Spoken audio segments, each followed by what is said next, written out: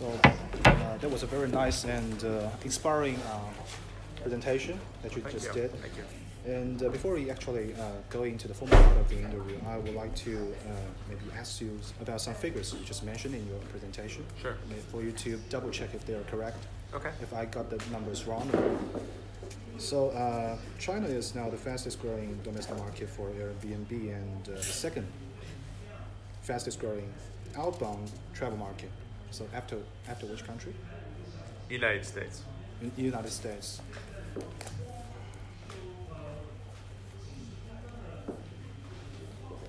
So there are now in excess of 10 million guest arrivals by Chinese travelers on Airbnb since 2008, and half of those just occurred in the past year, right? That's right. Okay. So 80% of your user base in China is under 35 years of age. That's right. And 62% of outbound Chinese tourists will be 15 to 34 by 2019. That sounds right. That's not an Airbnb number. That's an industry number. I probably have to double check with your staff. Sure. Okay. So there are now some 180,000 active listings on Airbnb in China. Yes. So how do you define active? Active means available right now. So if you do a search, you'll see them available to book.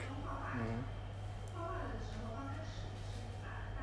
In other words, hosts can turn their listing on or off. And if it's off, it won't appear in the search results. But if someone turns off their listing, we don't count it as available or active. So for the some 300 million users, 300 million people who use Airbnb, is a figure for the entire world or just for the entire world? For the entire world. Since the beginning of the company. Since the beginning of the company. And so in discussing... And specifically, the way we phrase it is 300 million guest arrivals. So in the part in which you discuss your super guest program, which is a passport to a new lifestyle, you said, and you mentioned several benefits that the super guests get to enjoy for staying with Airbnb hosts, and one of them is discount. The other is less time booking, and I think there was a third which I missed. Well, Super Guest hasn't actually launched yet. We expect that to launch in the summer. And so those were given as examples of things that we've heard from customers and from hosts. So those are likely, but they're not yet confirmed. Not yet confirmed. And so I think, probably best not to go into that level of detail until we officially launch the product. So coming soon. So in the part in which you discuss the China business update, you said something about a 100% increase or what? 100% increase in the number of available listings in China over the last year. Number of listings. So you had previously mentioned 180,000 homes in China. That number has doubled over the last year. 如果你要跟他确认这些数据我都有了，稍后可以都给你，你可能可以再问他一些问题，我怕时间不够。Okay, I think I gotta stop. Cool. I stop and move to the formal part of the question. So in China, you're something you haven't mentioned, I think, in your presentation is the competition or in the local market, Chinese market, because I think there is a budding. There is already an amount of competition you gotta face in the Chinese market from local players like Tujia. So in China you're going head to head with players like Tujia. So what's your strategy for to compete for market shares and attention? So well, first of all, it's a very big market, and so I think there's room for multiple players. And our respective success does not seem to come at the cost of the other. That being said, I do think we have a unique strategy. our strategy is that we are the only company, our strength is that we are the only company that has an outbound travel network, specifically of 4.5 million homes in 191 different countries. And as a result of that unique strength, we've been able to serve 8 million Chinese guests going abroad. And what we found is that once guests go abroad, they have a good experience, many of them come home, and many of the guests become hosts domestically. And so there's been a cross-pollination from the outbound business to the domestic business. And so the two are very kind of complementary to each other. But the other local companies don't have that same global network. That would be one difference. The second difference is that we are very focused on enabling magical travel experiences. So for us, it's not just about providing a home. It's about connecting you to the local people, the neighborhood. And so that is also why we have products like experiences now, which is yet another way in which we can integrate you into the local culture. This is a product that is unique to Airbnb. And I think it's also a big part of our brand. I think our brand has very kind of distinct meaning and connotations. So will you probably be involved in a war for homes with the local players, local suppliers of short-term accommodation? We have an advantage in that we have a global audience of travelers around the world. So we have travelers from other countries who want to come to China, who want to come to Shanghai. And so that is one reason why we're able to deliver more guests to hosts. And of course, hosts want to maximize their economic earnings. And so that means they want to be on the platforms that can give them the most demand, which in most cases is Airbnb.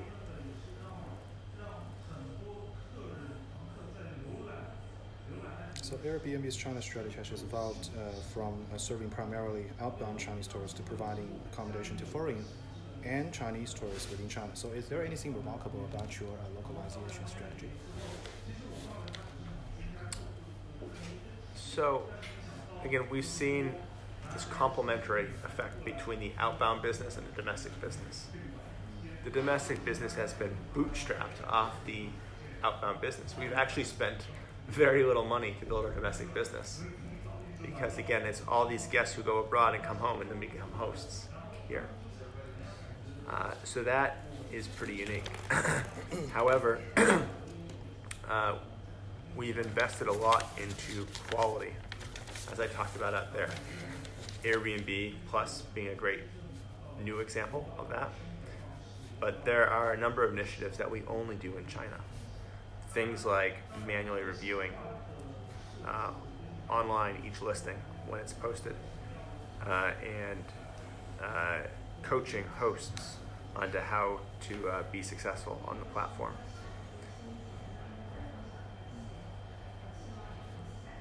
The Airbnb Host Academy would be another example of something unique we've done for this market. And of course, we've invested a lot into product development as well, adding things like Alipay. Alipay. In China, we have 150 full-time employees, including you? Including me.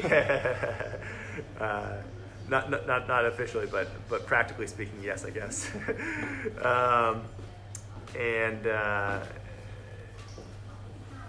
Beijing is home to our only product and engineering team outside of the United States.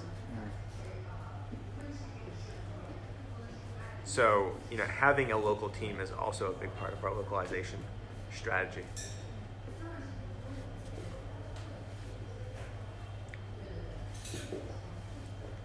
So what are some of the measures Airbnb have adopted to allay hosts' concerns about the risk of renting out their homes to uncouth or dubious travelers or guests?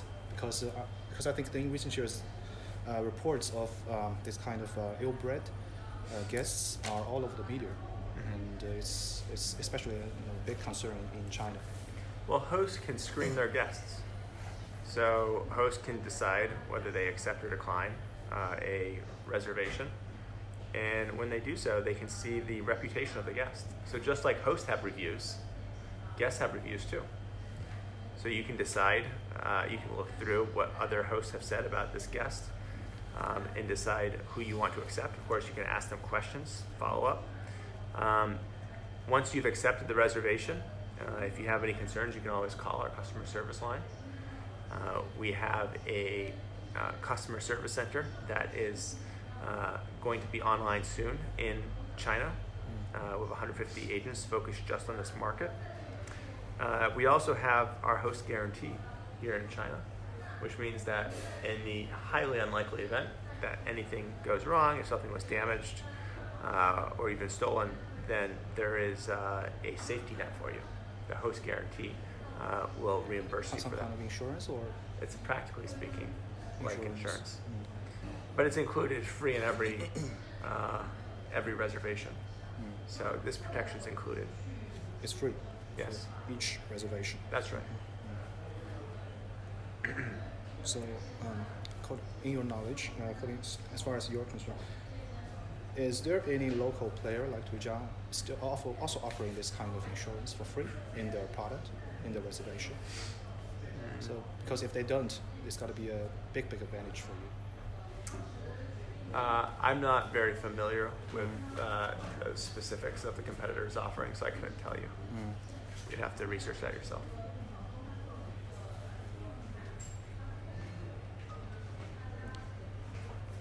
Okay, so right now Airbnb is doing quite well in China, and it seems that it won't repeat the failure of the other, IT giants that went before. So, how did it succeed where others have failed? So you have summed up, the secrets, the 3 things in the morning, which is focus on quality and continue to empower the host community and try to become the number one source of unique travel experiences. So what are some of the... Well, I think it's first you need to acknowledge what local companies are best at. What is their strength? And the strength of local companies is that they can always move faster than you, and they're always willing to spend more money than you. So that means your strategy has to be different than those 2 things. And our strategy has been to use our unique strength of being able to serve outbound Chinese travelers. And from that, we've been able to build a relationship with so many Chinese travelers that next time they travel, they want to use Airbnb domestically too. And oftentimes the guests are becoming the hosts. So that is probably the most critical thing. Second, though, is what I said earlier about really focusing on quality as we grow. It's very much quality over quantity. I think that this is a business that's built on trust. Trust has to be earned. It can be earned through quality. It also is earned not necessarily by spending lots of money on subsidization or marketing, but through positive referrals from friends and family. This has to happen organically through word of mouth. And for that to happen, you need patience. And so there's a bit of a different approach, whereas the typical approach is move fast and spend lots of money. And yet trust is something that in some ways takes time. You have to be patient, go slow, and you cannot be bought with lots of money. And so, in many ways, what I think is contributing to our success is in some ways the opposite of what are typically the strengths of local companies. So you mean Airbnb China is probably not going to spend big on advertising or marketing? Of course, we spend money, but we overall, Airbnb was profitable last year, so we have a very healthy business model, and we do spend considerably, but at the end of the day, it's a profitable company. Okay, so something you may not have touched on is the risk factor. So what do you think are the biggest risks for Airbnb China in the years to come in China? Well, I think it's just still very early in the growth of Airbnb and in home sharing in China. And so that I think it's really important to create the correct foundation.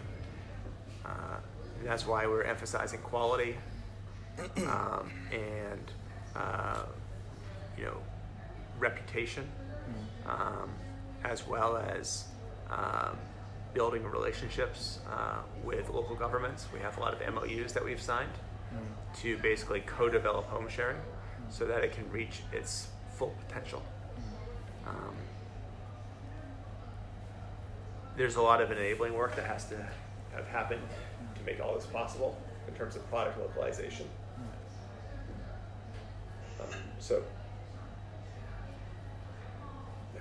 Do I get to ask maybe the last question? Oh, okay. Just one more.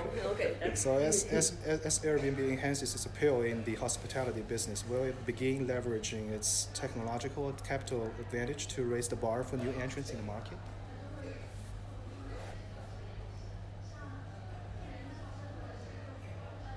So there is so much that goes into doing what we do well. Technology is definitely one piece of it.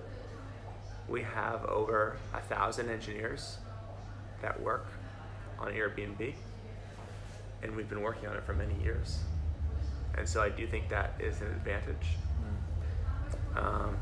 And I think we're applying many of the things that we've learned for home sharing to our new businesses, like experiences.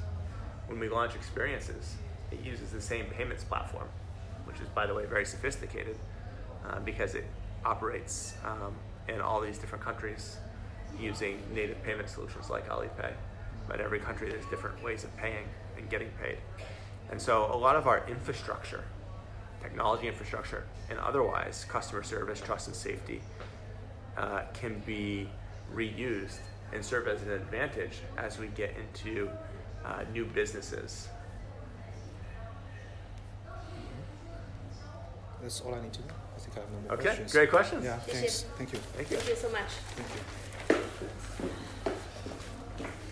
我稍后可以都不给你，还有一些它的 keynote 啊，一些数字啊。